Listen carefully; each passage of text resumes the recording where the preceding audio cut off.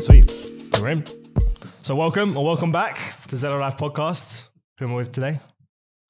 Jaden. No, don't say like that. You're with Jaden and other Jaden. Yeah, two Jadens today. What are we talking about? We're talking about design, and it will naturally go into a bit of freelance, a bit of like how you find the jobs, how you find the job, whatever it might be, how you get clients, that kind of thing. People might not know that actually, that we're both graphic designers or do design as a job. Yeah. We were saying it's as if we're in the multiverse, the Jaden multiverse. Exactly. Similar t-shirts, similar name, similar background, and we both do graphic design.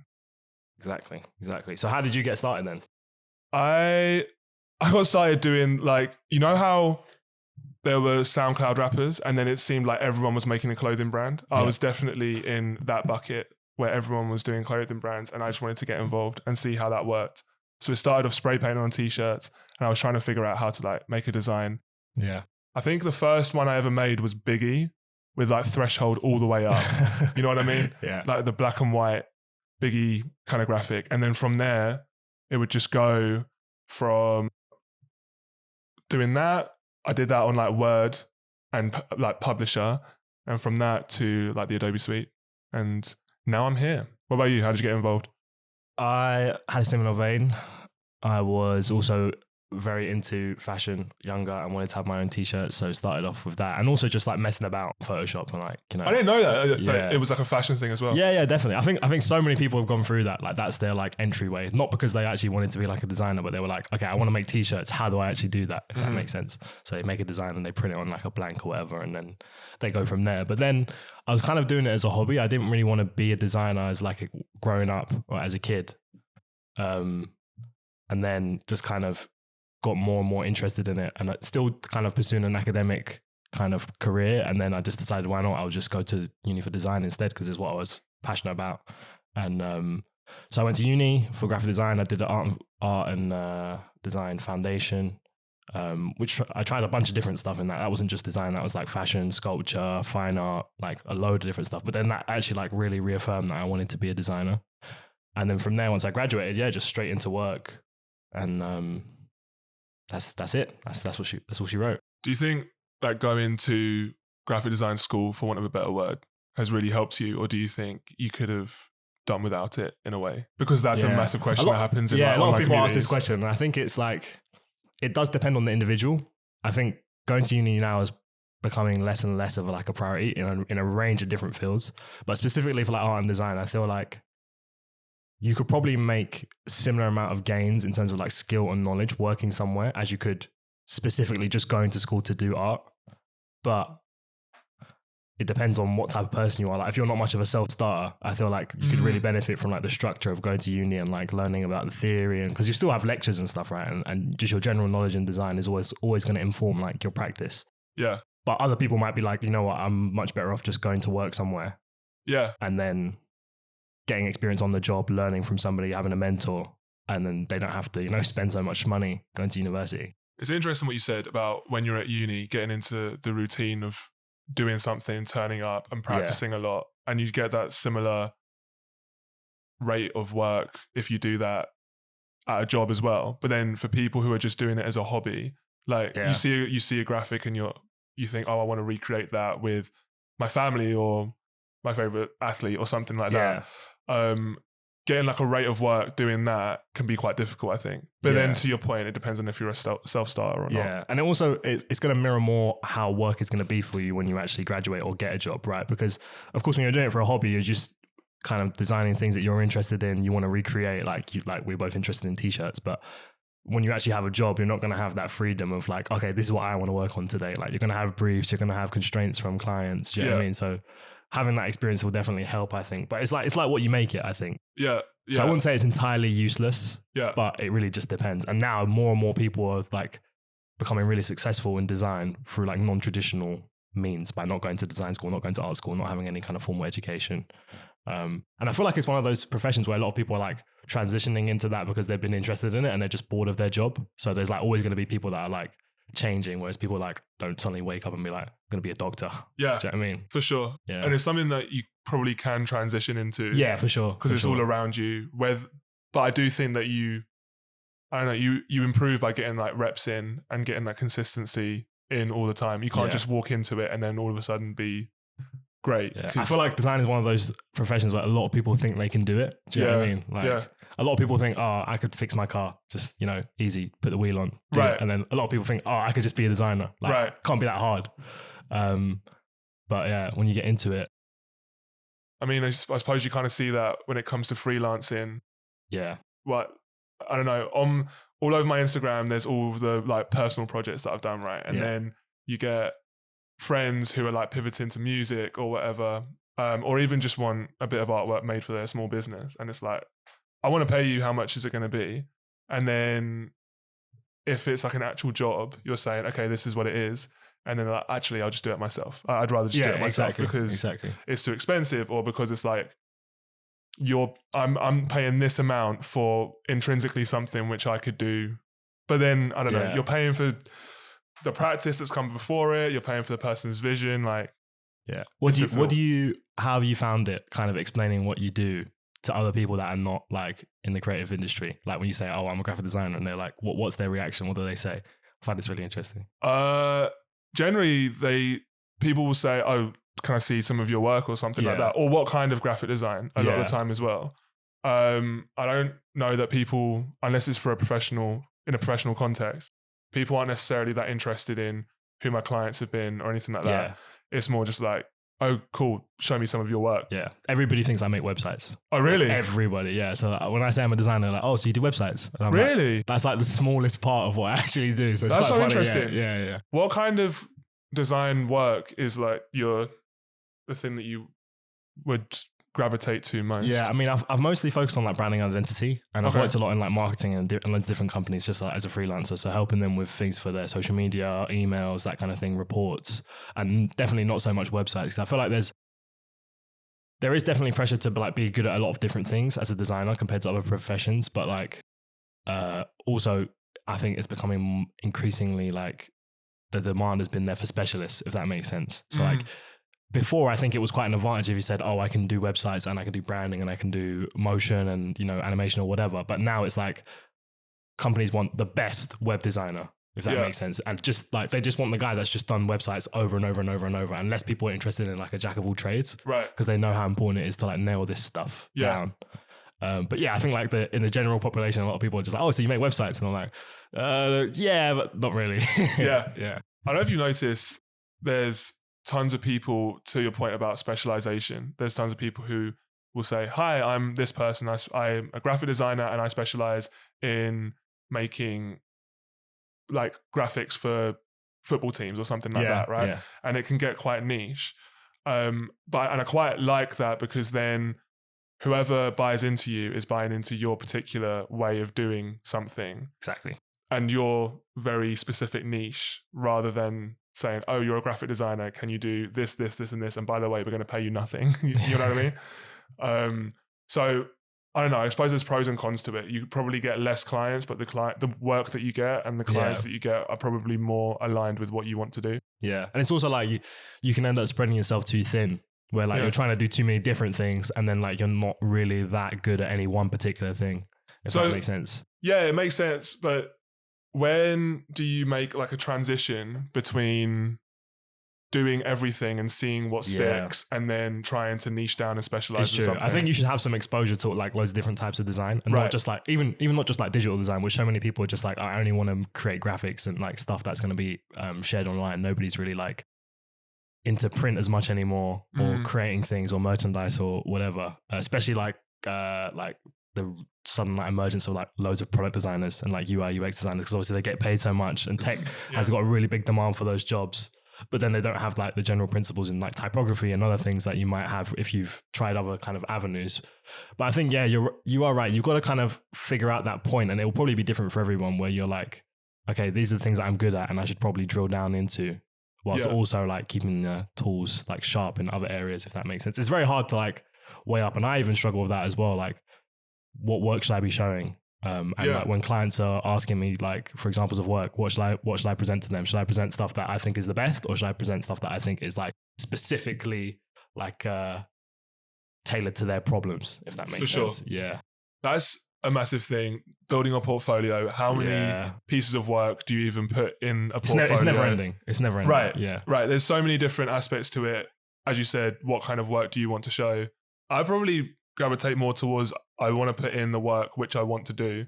Yeah. Because, you know, I don't know if you agree with this, but just because you're a graphic designer, there are graphic design jobs which I would not want to do at all. For sure. But then I suppose you got to do what you got to do. I mean, I've had these conversations a lot with people about clients and like what they're looking for when you're trying to pitch them work.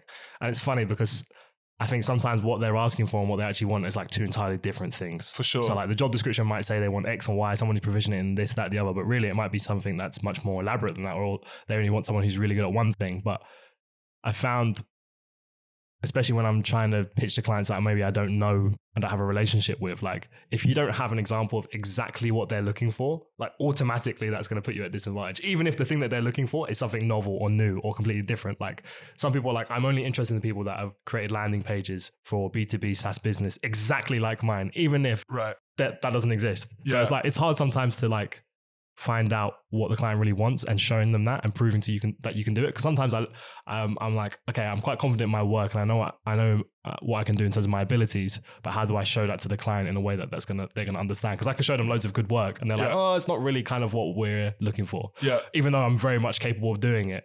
So it's like the balance between like actually having the capabilities and being able to like sell yourself. For sure. And I think in terms of a professional context in general, if you want to talk about the grind or working or whatever, maybe half of that is the actual work that you do. Half of it is dealing with people and trying to, like in the concepts of design, is getting from someone reaching out to you to actually like, okay, we both know exactly what it is that you're after. There's a bunch of, it can be a lot of nonsense between that, a lot of back and forth, a lot of revisions, a lot of, can you just change this a little bit? I feel like with lots of different like kinds of, what am I trying to say? Like when you're trying to show work to clients, like it's not just about what you've done. It's like exactly what you're saying, like what you can sell. And also like people don't realize how much of the job in design is like not design, if that makes sense. And that rings true for so many different businesses, but like the relationship building part of it, pitching work, like quoting, like sending invoices. There's so many different things outside of just being a good designer that will like actively affect how well your career is like going to pan out, if that makes sense. Yeah. So jumping off that, when it comes to, let's say, freelancing, I suppose it can be the world of work in general. How much of it do you think is who you know rather than what you know? Oh, network is huge. Definitely when you're starting out and like you're trying to find work and build relationships with people, like that's so important. And it's something that like it's easy to neglect, like just get bogged down in actually doing the work, and then you've got to think, hang on, like I've got to think about the next job or my next client, or what am I going to do once this is done. So I think that's so important, and it can be hard for a lot of people who are not like super outgoing or used to like reaching out to people cold to like develop that. How have you found it, like finding new clients and like networking? Definitely it's about who you know. I haven't really designed for anyone that I haven't got like a prior, like some sort of relationship with. It could be a friend or whatever. There was last year, I just decided to reach out. I wanted to do album covers. So I just reached out to a bunch of like musicians based in the UK, like trying to like up and coming kind of thing, saying, hey, I can do some artwork for you. And that's how I ended up getting one of them. But then that's like networking. And then that's a relationship that I've now built up, and hopefully get considered for like another job, or at least get recommended for another job. You know what I mean? So for sure. And I kind of think that the difference in ability between two people who occupy similar niches isn't always like that massive. Like the difference in like what the final product is going to look like. So the way that you differentiate yourself is in that relationship. That can definitely be like difference in ability between two designers can definitely be like mitigated by like how good they are at like winning clients and like socializing, networking, things like that. I think that's definitely like super important. Do you think like the design community is like quite gated then in that aspect, because like so many people are like basically living off their network and not really their ability, you could say? Yeah, you know what? I think it either is or it isn't. I don't think there's any in between. I think people are either super open and will like send you the PSD file of the design that they just made so you can break down each layer.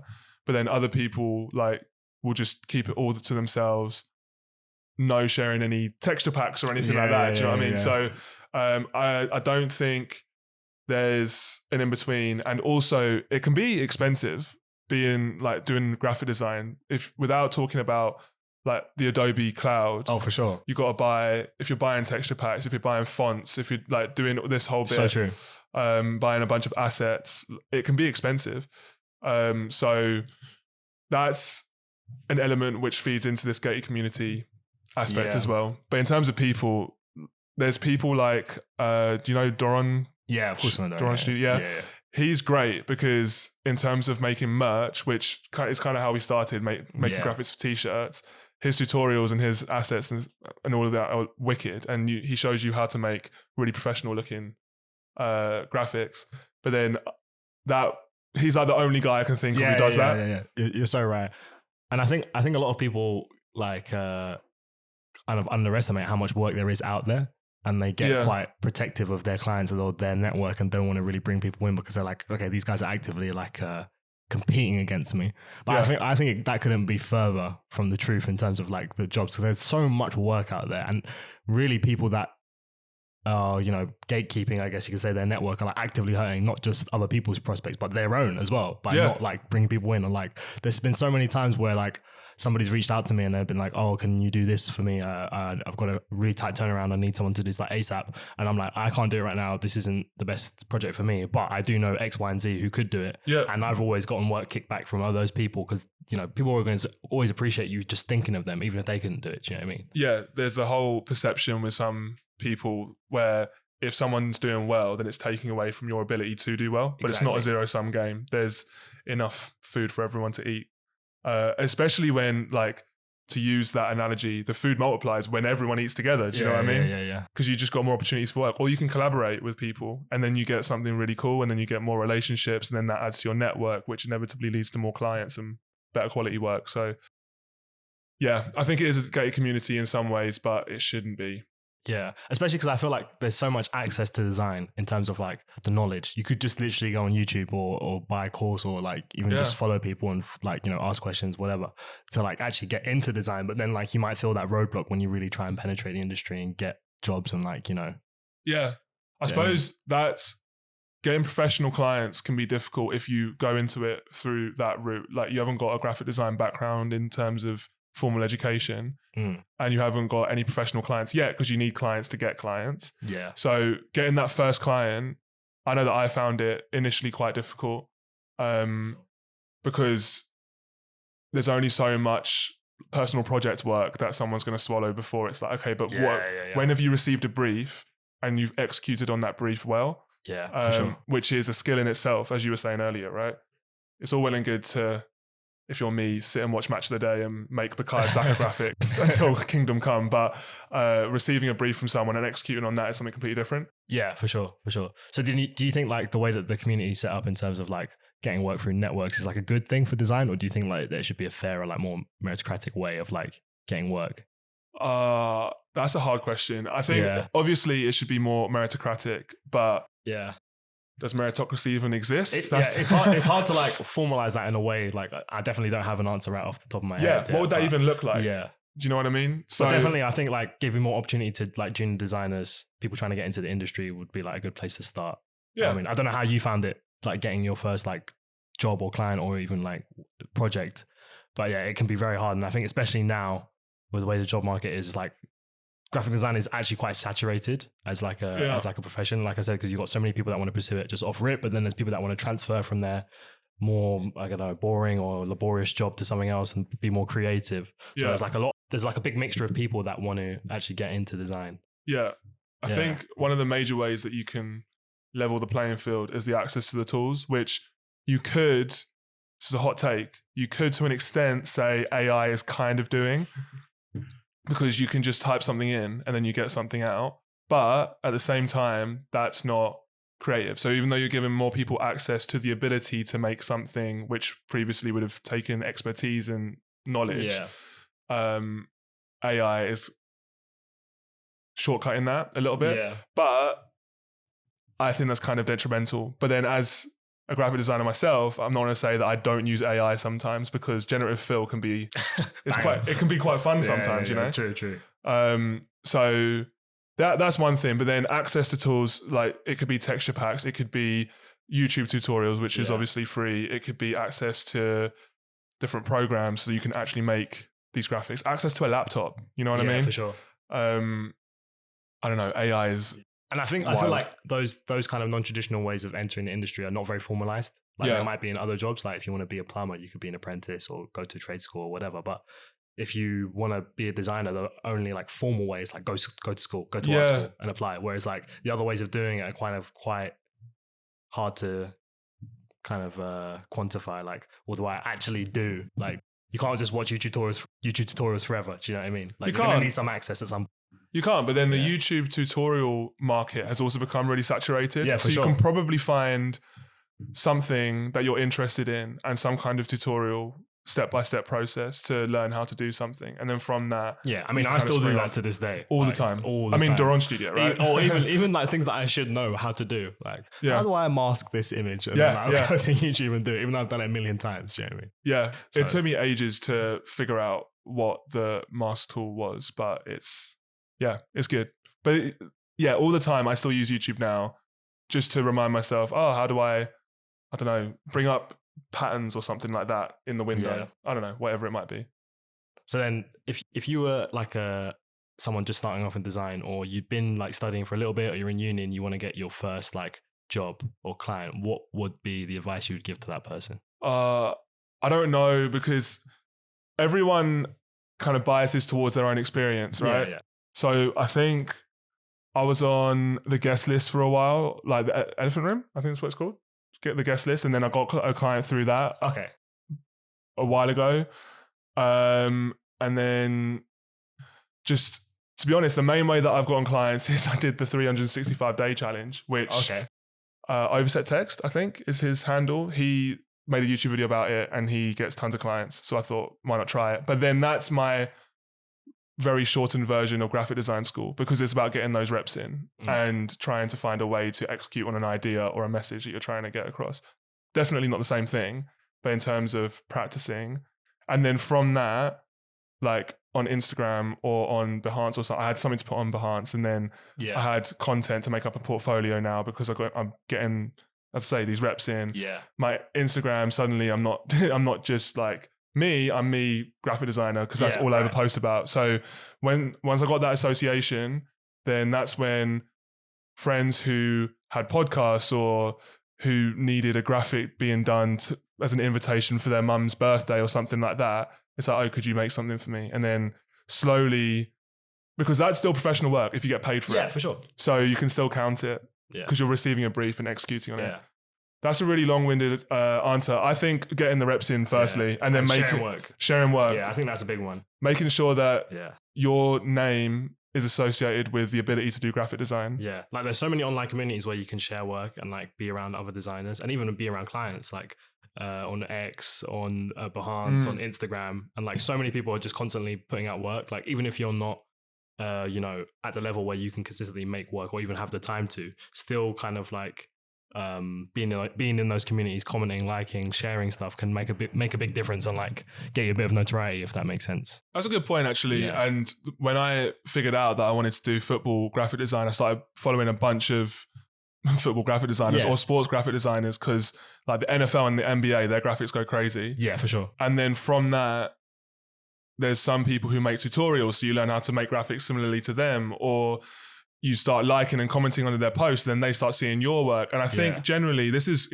just on Instagram in my experience, graphic designers, it might be a closed off community sometimes, but everyone's willing to support each other because a like's free and a follow's free. Exactly. So then in terms of, I don't know whether it helps out with the algorithm or whatever it is, but adding to the idea of your profile being associated with graphic design, that network pulling people in, I think it really helped me. Yeah. And you're just seeing more good quality work as well. Yeah. And whether it's by osmosis or whatever, it kind of, I think it helps. For sure. That's always going to well. play into like, your style, or you're going to take reference from that, and it will definitely make your work better. I think you should constantly be looking at other people's work. Mate, and not even in like a comparison way, just like as an exposure. You know what I mean? Like what's out there. There was something that you shared on Instagram. It was like months ago now. You know the Lil Yachty like entrance to his gig, and it's like, when I'm doing like research for graphic design, open up Pinterest. Straight to Pinterest. But then you've got a bunch of people now and they're saying, don't use Pinterest anymore. Use all these other things to create your mood boards for graphic design. Yeah. Which is also quite cool. And obviously you can save, you can bookmark on X, you can save on Instagram. Yeah. You can have your own little, have you read Still Like an Artist? No, I don't think I have. Have you heard of the book? It's by Austin Kleon, right? Yeah. You can literally read it in like 10 minutes. And, you know, Bobby and Picasso said like, good artists make art, great artists steal, or something like that. But I think that's quite true. And you can pull together a bunch of different elements from a bunch of different art or graphic design that you really like. And you bring it all together in your brain and then you put out something which... Yeah. Some people get a little bit, they get their back up about that, don't they? About taking reference or copying or stealing, especially because, you know, this is people's livelihoods. So I can understand it, but I don't know how I feel about that. I feel like maybe like, you know, some people say there's nothing new under the sun. Yeah. It's hard to be original these days. So everything is a reference of something, right? But then you can help mitigate that if you're influenced from someone else's work. This is again the gated community aspect. If you're influenced from someone else's work in the caption or in whatever, you can say that. And then, you know, that person who created the artwork initially or who created the original might see your work, see that they've been credited and be like, great job. This is really good. I tried to do that quite a lot. And it's unpaid. I'm not making any money from what may have been your idea or in terms of composition or layout or whatever. But I will say, I got this whole concept from this person and I really like their work. So it's great. They say imitation is the sincerest form of flattery. I mean, yeah, kind of. But then originality is important as well. Yeah, for sure. What do you think about like trends in design and like... I hate it. Like in like November, December, where it's like hottest trends to look out for 2025. Exactly. It's like, firstly, I'm not going to rant, but how do you even know that? Do you know what I mean? Yeah.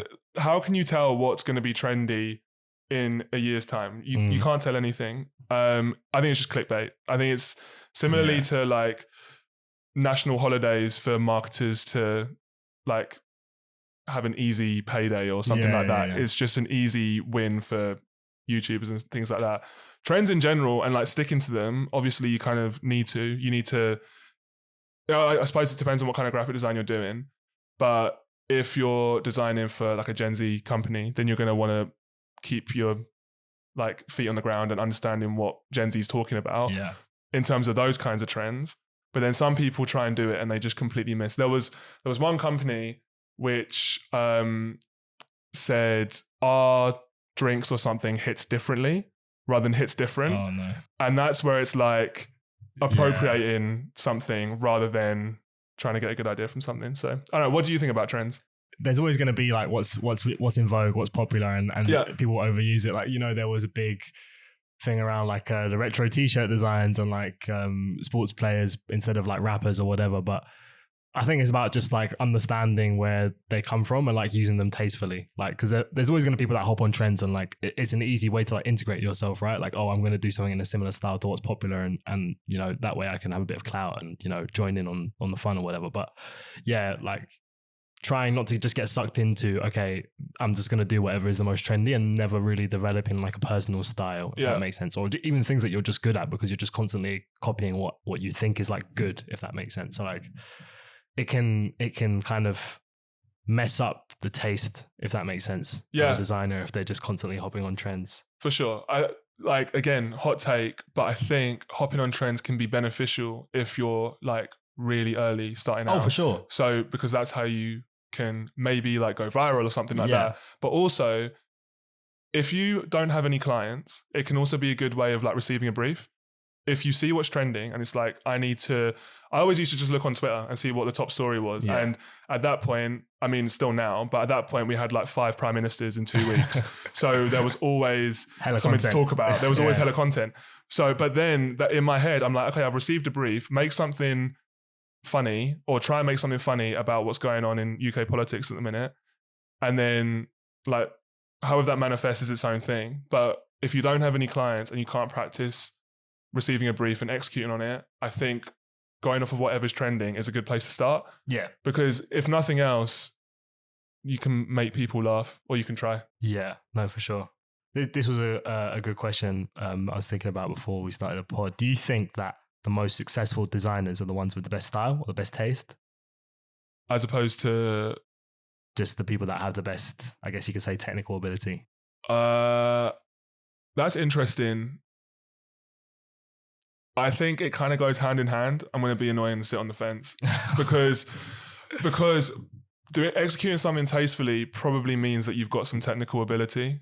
Yeah. Because you can kind of tell when someone is like a better graphic designer than someone else by how many like layers or how much stuff they've just thrown onto it. You've told me this all the time. You're like, get rid of the grain. You're using too much grain. Like, stop with it. So I think it kind of goes hand in hand a little bit. But I think style will help in creative endeavors. Yeah. Everywhere. For sure. You know what I mean? Yeah. I think, like we've been alluding to a lot, it's about that exposure to all these different kind of styles. Yeah. References, culture. That I think can really help elevate. I don't necessarily think the people that are the most successful designers are the ones that have the best taste, but I definitely think like there's a big element of that that's probably like holding people back from being like really good or like, you know, being more successful. Is like having that kind of baseline understanding of like where things came from, whether it's understanding around the Bauhaus movement or like the design principles or where, you know, the origins of typography. Because a lot of people just want to get stuck in and just make stuff, but they don't really understand where it's come from or like, you know, what the references are. I think it's like to each their own, because I really like being able to see something, say it looks cool, it can be really simplistic, and then you peel the layers back and, oh, this is influenced by this and this is influenced by that. Yeah. You know how like on podcasts people will dissect Kendrick Lamar's lyrics? Yeah. Or something, or I don't know, or like memeing about like people from the US dissecting Dave's lyrics or something like that. It's fucking deep, bro. Yeah. Literally. Like, I grew up in Streatham. Did you hear that? Wait, pause. Streatham. Like, but when you've got like a piece of graphic design and you can peel back those layers, I really like that. But I think it's quite a personal thing. Some people just want to make a banger and it's what you see is what you get. Yeah. But I quite like being able to read something about a piece of artwork or like a piece of graphic design and say, okay, these are why the different elements were included. Yeah. But then that's just with art in general, I think. I mean, it brings up a deeper question of like what even makes a designer like good or like successful. And like how are you defining that? Because like if you're not working with like the big brands or you're not like super well known for being a designer, like you might not even be able to like, you know, afford to design or do it as a profession or even as a hobby. Do you know what I mean? So like, it's hard to say like, what do you think defines like a successful designer then? For me, it would probably be like at this stage, if for me to be considered a successful designer, it would be making a career or making a living off of purely graphic design. Because I haven't been able to do that yet. It's been freelance, right? But then the goalposts will always change as you develop. So again, it's a really sitting on the fence answer. Success is defined by like the individual person. Oh, for sure. And then you just make sure that you execute on whatever that is for you. But then making a successful design is executing on a brief. I think it's very, very simple. Yeah, I think so. What do you think? Like anything else that you'd add to what makes a successful designer? You are right. It's hard to say de facto this is what makes a successful designer. Like there's loads of different ways people define their success, but I feel like it's definitely simpler than people make it out. Like, you know, it's not just people that are working with the biggest brands in the world that are the most successful designers. You could be someone working at, you know, a very small business as their sole designer, and you're the one that's in charge of all of their design needs, and you're executing well on that. And I would find that a success, you know? So it definitely depends on like what your aspirations are, but it's not, like you said, it's just about executing on a brief and, you know, communicating effectively with the visual tools you've got. For sure. You know what I mean? But then even that, you can do all of that. You can execute on a brief and execute it really well, and the client loves it, and it can still be terrible. But is that more to do with the client, or is that to do with you? Then that's like a whole other thing. Yeah, is it the designer's duty to tell the client, this is a terrible idea? or do you just execute on it regardless? Yeah, I've been in both situations. I've been in the one where I'm like, okay, they're leaving me in charge of this, so it's my responsibility to tell them to do this in the correct way, or at least voice my opinion on why it's not a good idea or why it is a good idea. Yeah. But then there's also the ones where you've been working somewhere a while. Whoever's in charge of you is not somebody who's technically from a creative background or even understands design fully, and so trying to argue with them around why we should do something differently is just so much effort and expend so much energy as a designer, and it can be draining as well to constantly tell someone we shouldn't do it this way because of X, Y, and Z. And I feel like a lot of people even quite get scared to even speak up and say we shouldn't do it this way because like they're fear for their job or whatever, or it can be hard to like butt heads with someone. You know what I mean? So especially in like a client, freelancer or whatever it is, like relationship, you're trying to always please the client. But then where does that stand with, it's also your duty to make sure that they're executing their business objectives to the best of their ability as well. Exactly. And to try and direct them in that direction. Yeah. It can be hard. Would you say you've developed a style then for like your work, or in terms of just like my designs in general? Yeah. To an extent, yeah. But I think, again, if you get enough reps in, it just kind of coalesces into like one kind of thing. It's something that the thing that you do most often is your style, but I'd say I could probably do a few different ones. As I said earlier, grain. I love a bit of grain. Give me a bit of 50% gray, grain overlay. Like I love all of that, but probably more vintage style looking graphics. I'm trying to get more into making comic cartoon kind of style.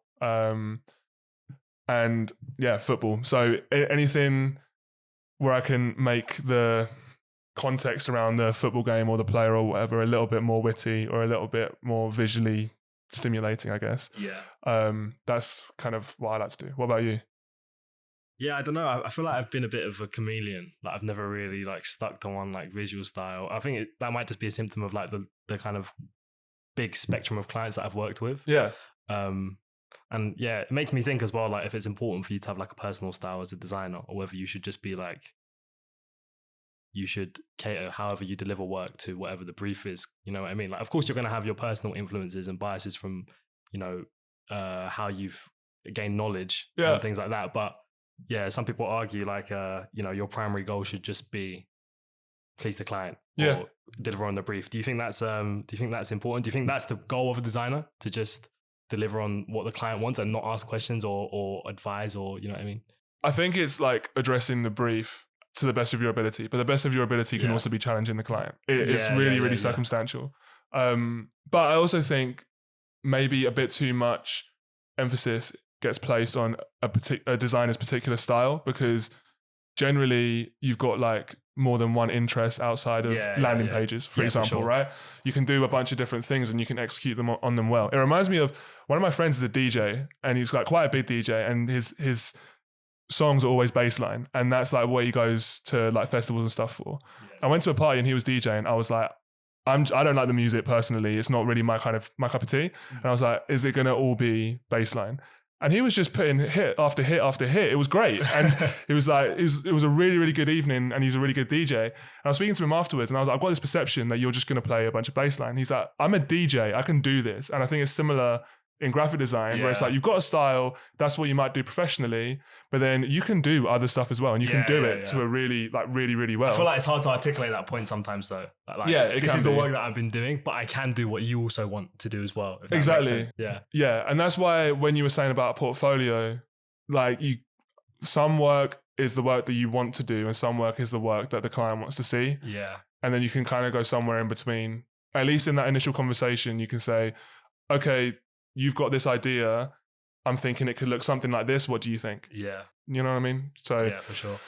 It's always a balance. It's always really circumstantial. Yeah. There's not always a definitive answer. What do you think about like the job market in general and design? I know you've recently like been looking at transitioning into another job, into another role in design. How have you found it, like looking for jobs?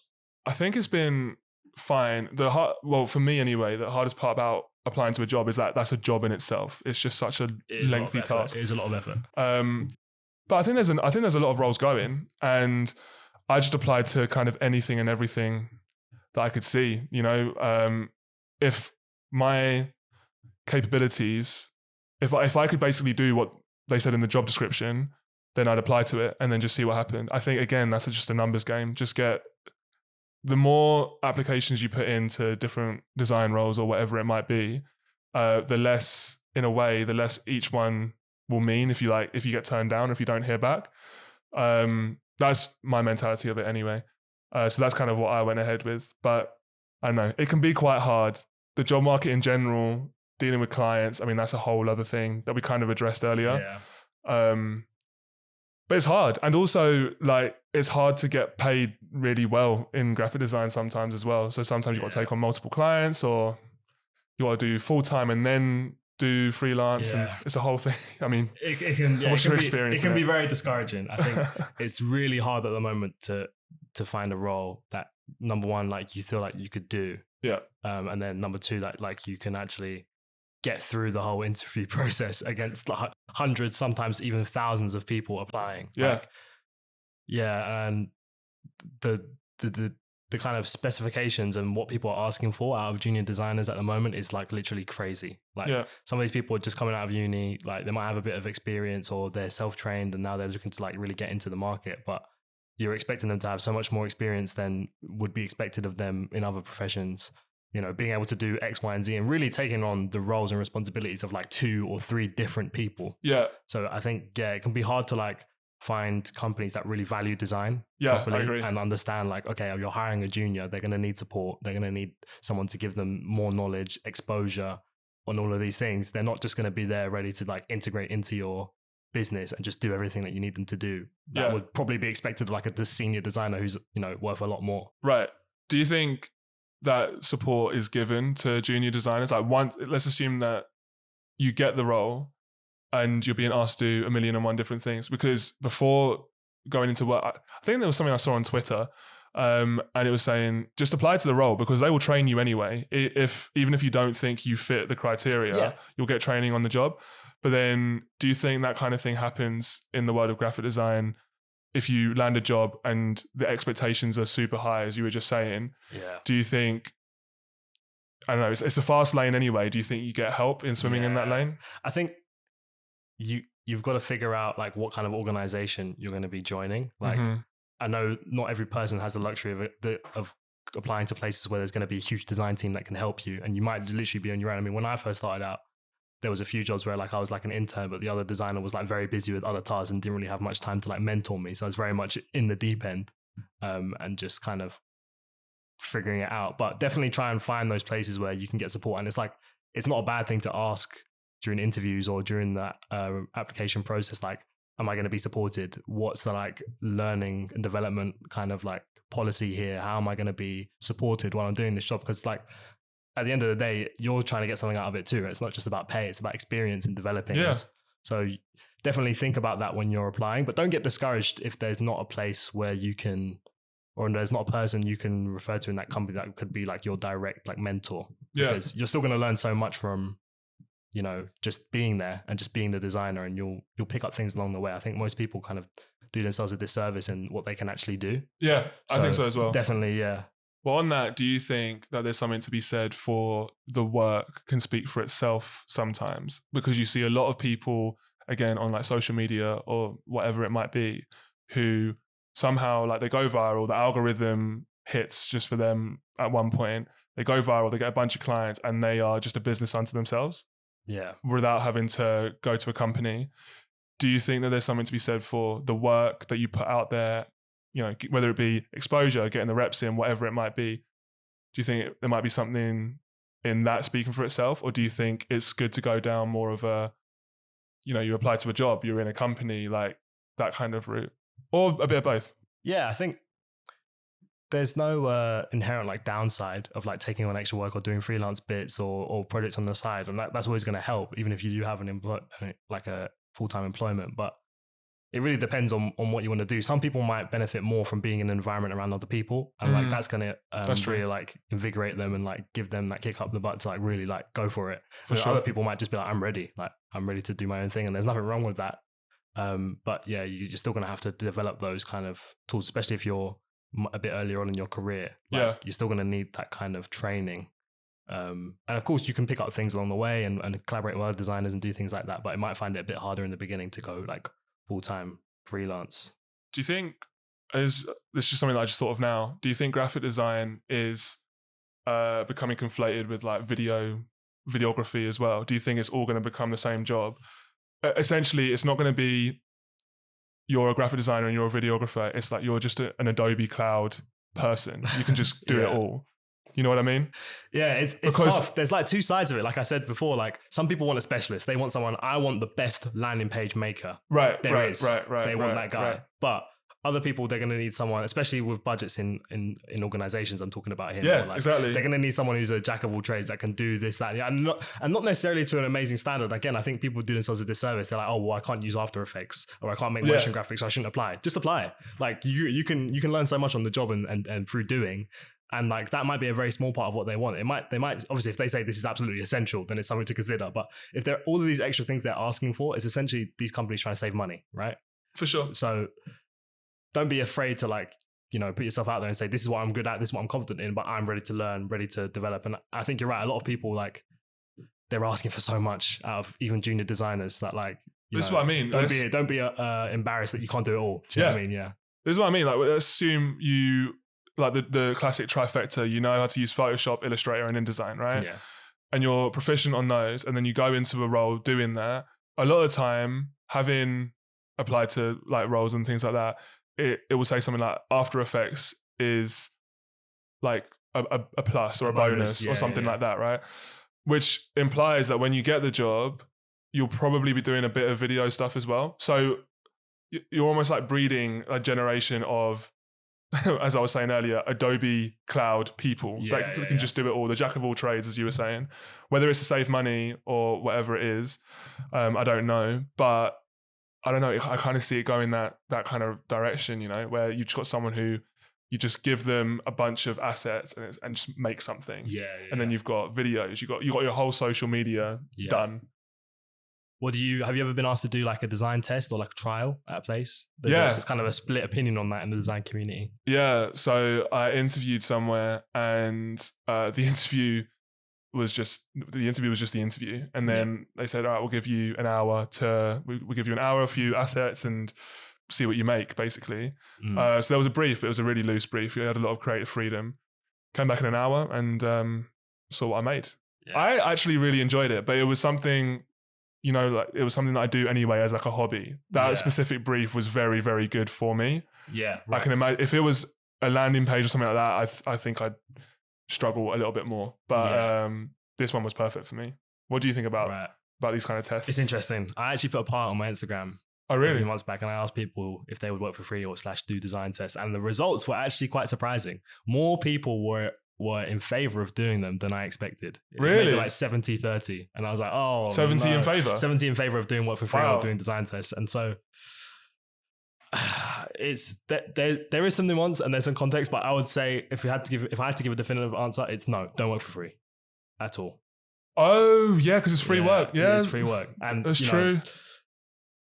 People should be able to glean what they want to know about your ability and your skill directly from what you present to them.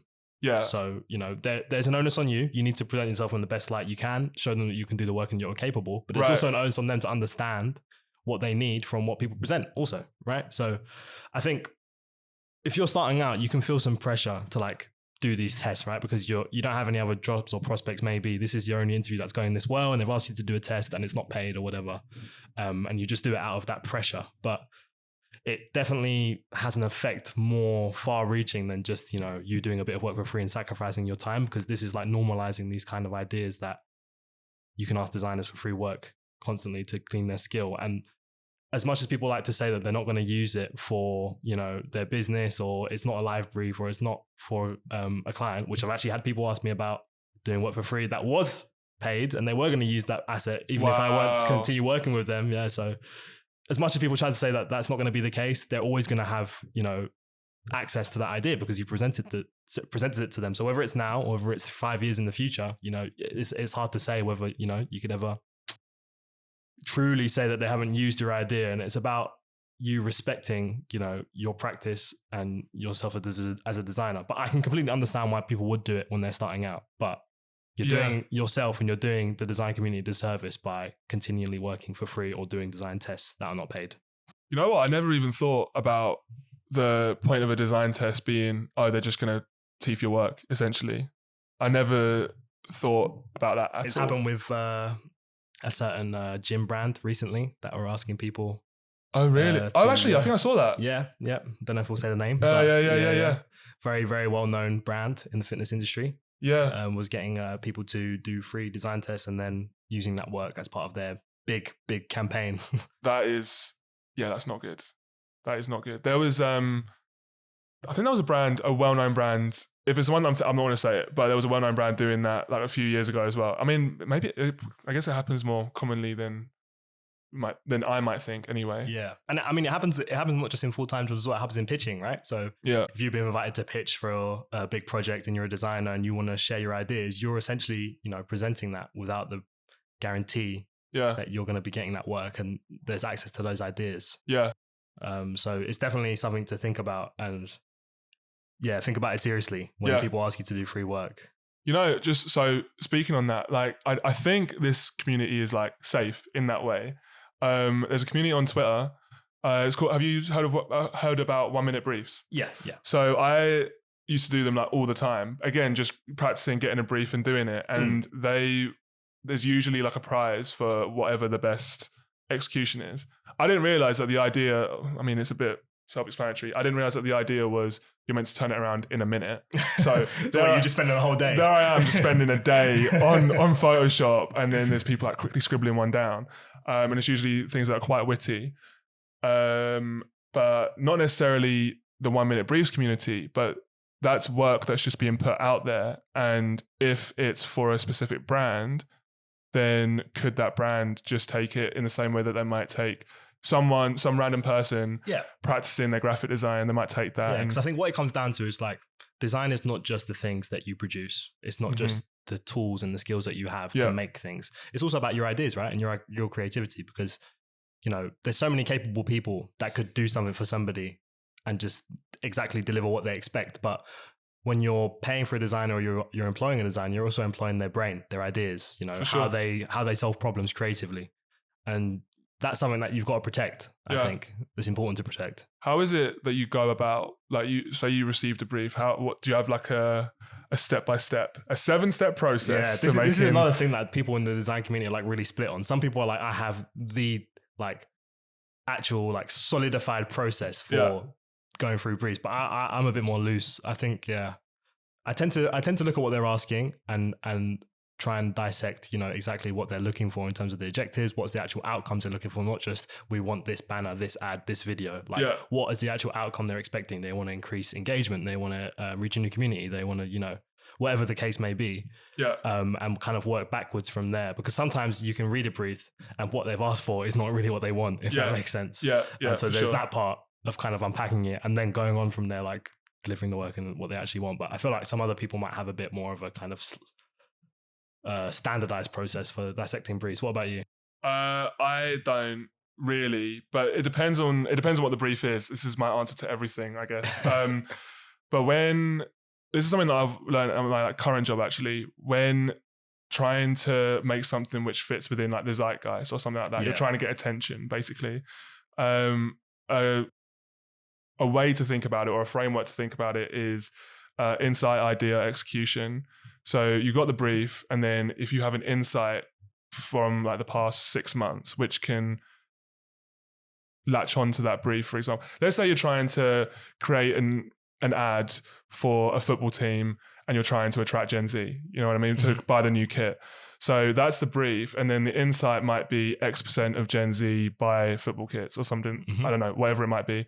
And then from that insight, you get an idea, but you get tons of different ideas from that one insight. The insight is usually the hardest bit. And the way I had it described to me is think about the elephant in the room. So it could be Gen Zs, I don't even know if this is true, but I can imagine it is. Gen Zs buy the most amount of football kits, yet Gen Zs are priced out of going to football games because the price is so much. So that's your insight. And then your idea is trying to shine a light on that insight. So it's trying to shine a light on football clubs rely on Gen Z to like whether it be socially or whether it be in terms of money, but they're not giving Gen Z the ability to go to the football games. And then from that you get an idea, and then from the idea you can execute on it a million different ways. But that framework I found quite useful. Yeah. That was everything's to do with football. Maybe I like football. Who knows? Maybe a little bit. Yeah. But yeah, that's my kind of framework. Okay, that makes sense. Let's talk about the clout chasing in the design community. Yeah. And what makes a good design versus something that isn't as good but has a good execution, maybe. And like people were becoming design celebs, I guess you could say. Yeah. But then I don't necessarily have a problem with it. If your goal is to go viral on social media, then you do you, man. And it doesn't mean that your designs are any better or worse because that's isolated from the conversation. Yeah. It's just how well can you like play into the algorithm, I guess. Do you think some people's profile though can maybe influence how people perceive their work? In what way? How do you mean? So maybe somebody who's well known in the design community posts a bit of work, and maybe it's not the best work. Maybe it's a little bit mid, right. But because it's Mr. Design Celebrity, people take it in and appreciate it a little bit more, maybe. Yeah, but I don't. But that's just like celebrity in general. Just because you're a celebrity doesn't mean that you make the best content or you make the best, like whatever it is, you make the best art. It doesn't mean that you make art full stop. Yeah. I mean, some of the biggest celebrities in the world, like what are they celebrities for? You know what I mean? So in that way, I think, oh God, you need to separate the art and the artist. That's what I was going to say. But don't cancel me, please. But in that sense, I think you do, because it doesn't necessarily mean that they're making art. They've just been able to run the algorithm very well. You know what I mean? You know the guy, this is such a departure, but the bowling guy, who do you think you are? I am. He's like, whether you like me or you hate me, you still watched. And I think that's to do with celebrity. True. Do you think personal brand then is important in design? I think it's becoming more important. Yeah. But that's purely because of exposure. Yeah. How tied is your personal brand to your work? Do I have a personal brand? Exactly. I don't know. Like, I could kind of define personal brand in general as just how you appear online, right? Yeah. I mean, that's what it is. So it's inevitably really closely tied if that's the only way that you find clients. You know what I mean? True. But it depends on where you want to get your exposure and how closely you want to tie graphic design to your overall brand. Yeah. I don't think it's a bad thing to do that, but the whole idea about personal branding and celebrity and then online celebrities or Instagram celebrities or whatever means that graphic designers can have tons of followers and not necessarily be objectively, if you can get that, that good at graphic design. Yeah, for sure. Or, there could be someone who is like better deserving of the opportunities this person's getting, but because we've seen a little bit of a rise, I think, at least in my experience, of like the design like educator. Yeah. So the people that don't necessarily share the work, what they're working on, or showcase their abilities, but they have a decent level of knowledge, and now they tell other designers how to become successful, find clients, etc. Let's do it. Yeah, I find it funny because I've seen a few people and I'm like, a couple of years ago, you were like junior and didn't really have many high profile clients. I'm not saying that as a prerequisite, but didn't have much work to show. And now a couple of years down the line, you're suddenly, I guess, some kind of authority on how to be a successful designer or selling a course or, Yeah, but it's like, I mean, ages ago, I think I was making a color palette for one of my 1,500 clothing brands that I've tried to make. And I just made a TikTok video about how I came across that color palette because I found it really hard to try and even think of one. And I just decided to make a video because I was trying to go viral. And then eventually you just kind of sit on just make good work. That's kind of what I've tried to sit on now. For sure. Let's talk briefly then about how it's been working with clients. I think this is such a big part of design, just outside of the design part. Have you had mostly good client relationships, bad? How have you found it? I think they've been good. I think the most difficult thing for me has been executing on a brief, which I didn't choose because I haven't had practice at that. Yeah. But it's something you practice, I guess.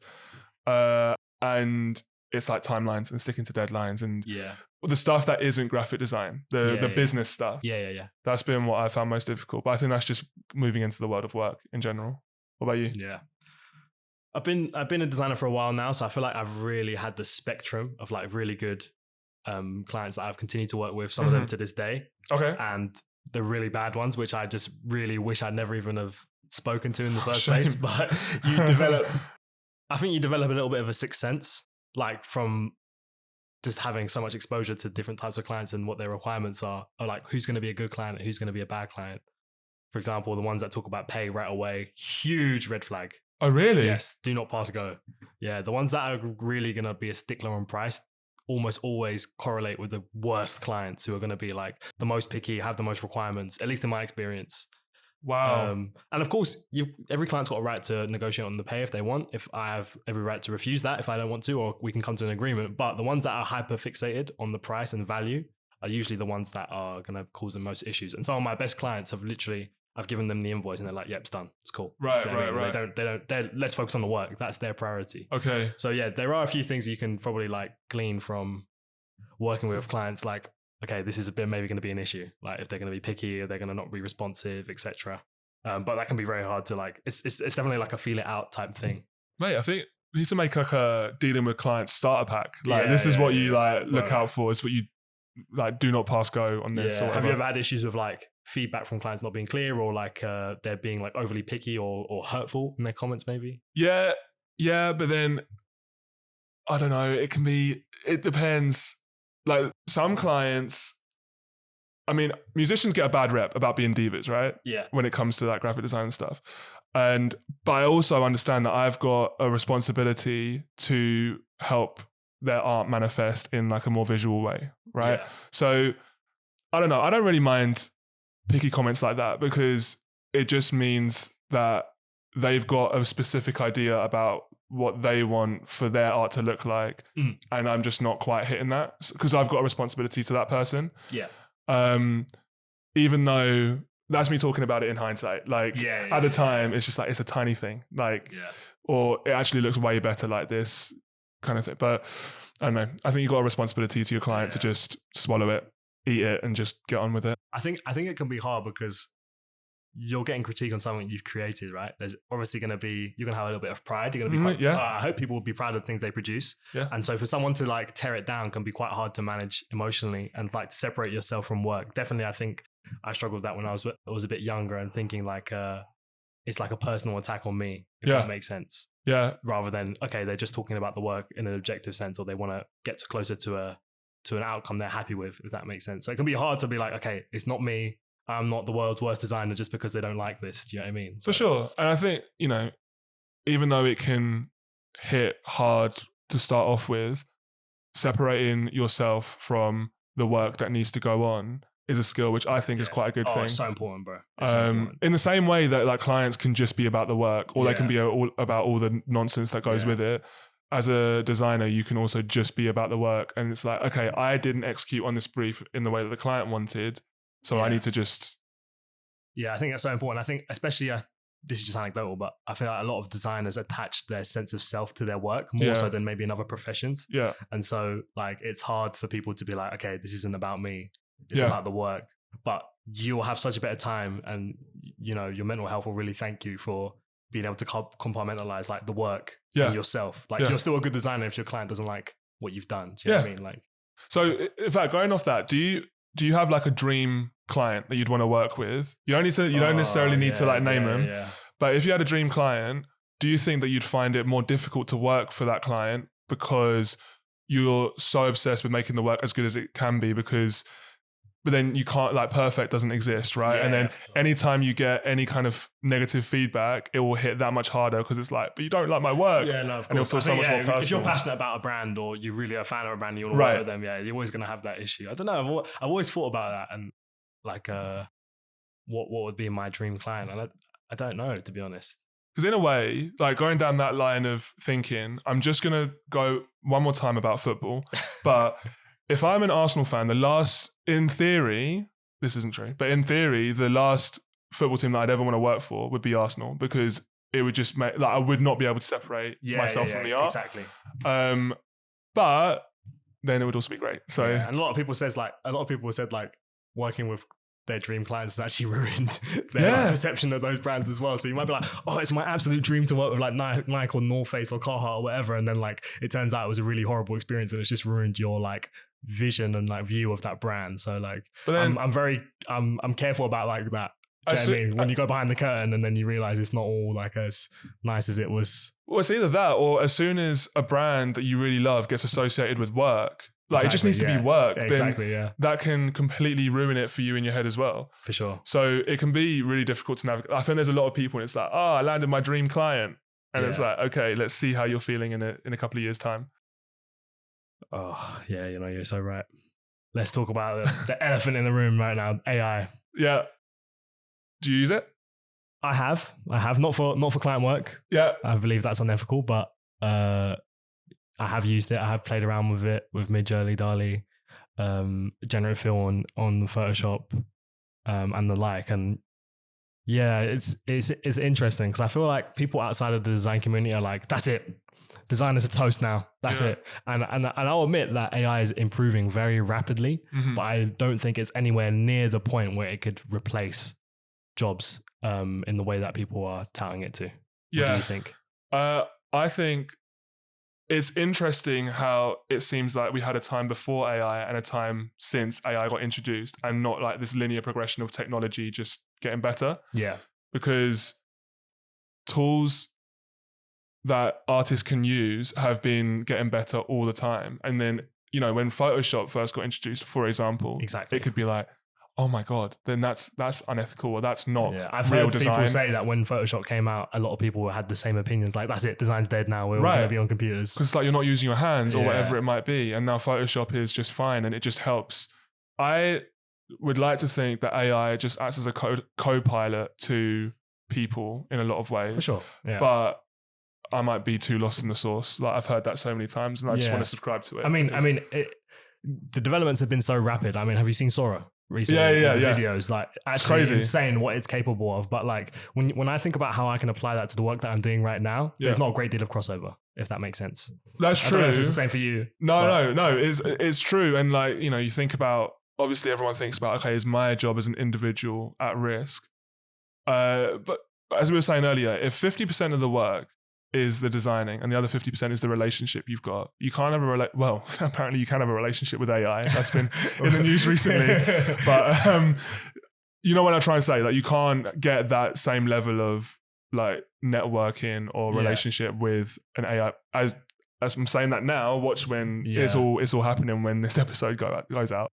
But I think it'll be fine. I think this is just another iteration of like technology progressing.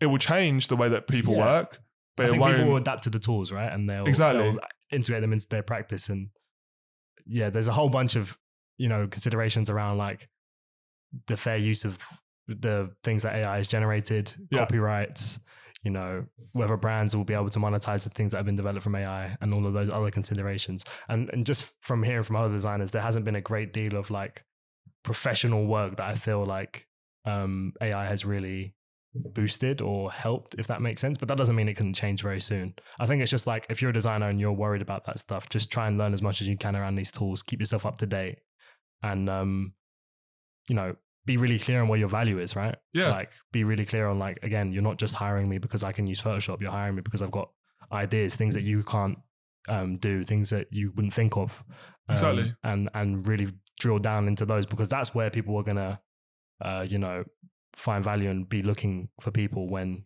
eventually AI does, you know, replace all the tools that we use now or makes it so much easier, or drops the barriers down. It's going to be about your ideas, what you can bring the value, because at the end of the day, people are still going to need to operate these tools as they are now. Do you know what I mean? Still going to need someone to write prompts if nobody is going to be on the tools physically. So yeah, definitely. I'm wary. I'm keeping up to date, but I'm not, you know, all hope is lost. Do you think design is like a safe career to pursue now in the modern day, or not? Would you recommend someone to be a designer if they were to be creative? I don't know. It's hard. Like I'm coming from a position where it's kind of like the only thing that I've wanted to do. It's been like the constant thing which I like find enjoyable, and I could also like monetize and make a career out of. Yeah. But then again, you privilege your own experience. For me, like, yeah, I really, really enjoy it though. And like, I'll take the nonsense that comes with it because I enjoy it so much. Yeah. But then I'm speaking, that's a really like personal thing. I don't know, that it can be difficult, and it's, you know, you've got the gated community and then you've got starting up and it's expensive and there's a lot of different elements which you need to deal with. Would you recommend it?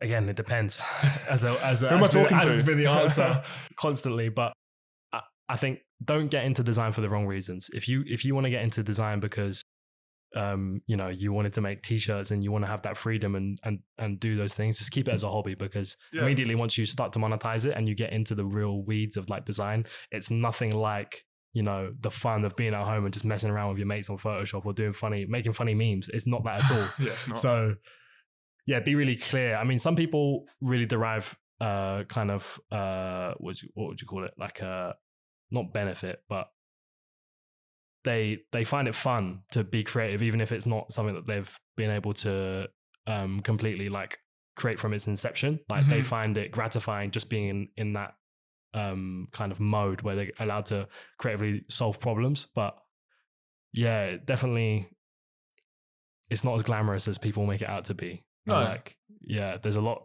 of the non-business stuff. I mean, the non-design stuff, the business stuff that you're going to have to do. I might be wrong as well, but I think some people might get into graphic design because it's something which they're not willing to pay for, but they kind of need anyway. Yeah. I don't know. It could be musician. It could be like whoever who just needs like a poster being done. It's like, I'll do it myself. And then they could kind of get into it. But then that removes like the element of collaboration for me. Yeah. You know, like when I first started like doing t-shirts and everything, I'd you know, design it on Photoshop, and then you'd make the screen, and then you like what's it called, screen print it onto a t-shirt and everything like that. Everything short of making the t-shirt myself, like manufacturing it, I was doing. And it's like, no, there's people who are way better at doing this than I am, and it would just make the process way easier. Let me like focus on what I really like doing. Yeah. So in terms of getting into graphic design for the wrong reasons, like if it's something that if it's the thing that you really want to do, then go for it. But if it's an accessory to the thing that you want to do, it might be better to like pay someone else to do it or get someone else to do it. You know what I mean? Yeah, for sure. And I think there's like a lot of pressure to be like creative as well if you're going to be a designer, because like, of course, when you're doing it yourself for fun, you're like, you can just stop and start whenever you want. But when it's a job and every single day you're being asked to come up with these new original novel ideas, it can be a big pressure and like burn you out super quick. Yeah, it can be a lot. I don't know. I haven't necessarily had that work rate put on me yet. Yeah. At least not without me like wanting to do it myself. Yeah. But what helped me when I was doing 365 days or whatever it is just constantly immersing yourself in like good work. Yeah. And there's so many ways to do that now. Like whether it's Instagram, Pinterest, or go into like a museum or like a gallery or something like that and just seeing good stuff. And it can be good design from like anything. It doesn't need to be, I'm going to stare at this poster for 20 minutes. Yeah. You can get inspiration from like a film which is shot really well or whatever it might be. Yeah.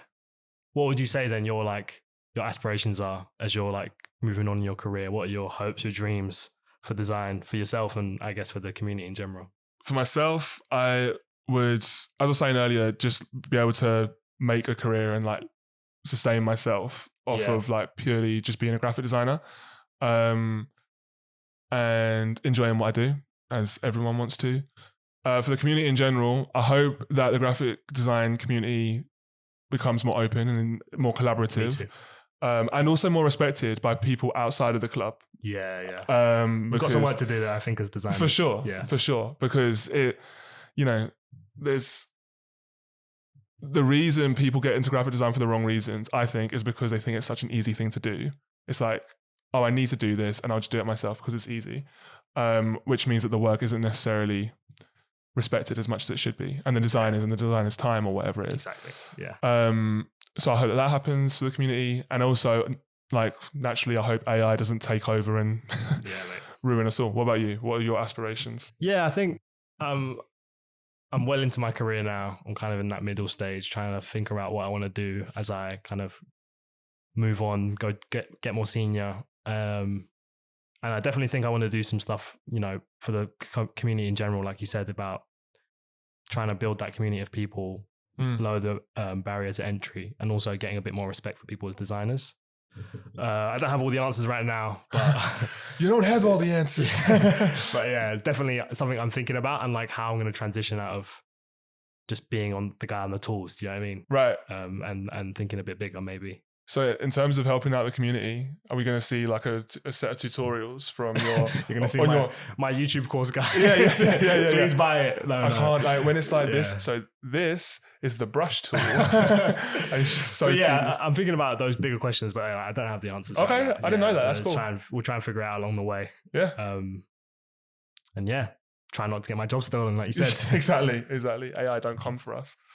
Sweet. Let's wrap it up, man. So... where can I find us? zedoralivepod. zedoralivepod. Insta. Yeah. We got Insta, TikTok. YouTube. Watch the video on YouTube. Share it. Share with it. Your friends. Share it with your friend, your gran, your dog sitter, your cousin's cousin. Share it with everyone, man. Everyone wants to be a graphic designer. Yeah. And this is where it starts. This is the blueprint. This is the blueprint. Yeah. And watch out for Jaden's tutorials coming soon. My course coming soon, yeah. Like and subscribe, notification bell. Get it all done. Follow us all channels. Yeah. Sweet. Clap out. Woo, clap out.